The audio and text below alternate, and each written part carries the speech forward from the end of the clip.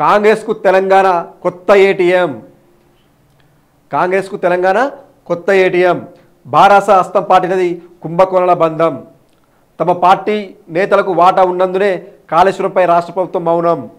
పటాన్చెరు భాజపా విజయ సంకల్ప సభలో ప్రధానమంత్రి నరేంద్ర మోడీ. ఆ రెండు పార్టీల అక్రమాల ఆట ఎక్కువ కాలం సాగదని వ్యాఖ్య. అధికారిక కార్యక్రమంలో 9,021 కోట్ల ప్రాజెక్టులకు శంకుస్థాపన, ప్రారంభోత్సవాలు. కాంగ్రెస్కు తెలంగాణ కొత్త ఏటీఎం.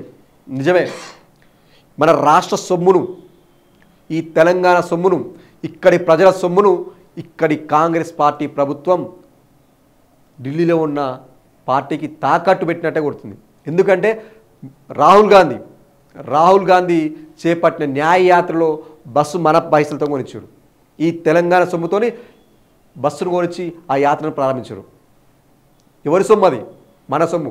నిజంగానే ఈ రాష్ట్ర సంపదను ఆ కాంగ్రెస్ పార్టీ ఏటీఎంలో వాడుకొని అవసరమైనప్పుడల్లా తీసుకెళ్తుంది. మన ముందుకెళ్ళి ఒక మాట వినపడుతుంది. పార్లమెంట్ ఎన్నికలకు కూడా రాష్ట్ర నిధి, రాష్ట్ర సంపదను కొంత తీసుకెళ్లే ప్రయత్నం జరుగుతుందని కూడా ముందుకెళ్ళి ఊహాగానాలు వస్తున్నాయి. పార్టీకి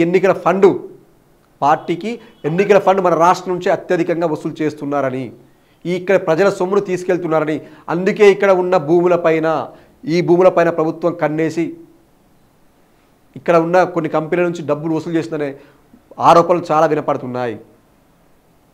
కొన్ని ఆల్రెడీ రుజువైపోయింది. ఇక్కడ పైసలు ఈ తెలంగాణ సంపద తీసుకెళ్ళి బస్సు కొనించడంతోనే ఇక్కడ ప్రజలకు అర్థమైపోయింది. మనం కొనించాల్సిన అవసరం ఏముంది. తెలంగాణ కాంగ్రెస్ పార్టీకి కొత్త ఏటీఎం తయారైంది అని మోడీ నిన్న అక్కడ సభలో చేసిన కామెంట్స్ ఉన్నాయి.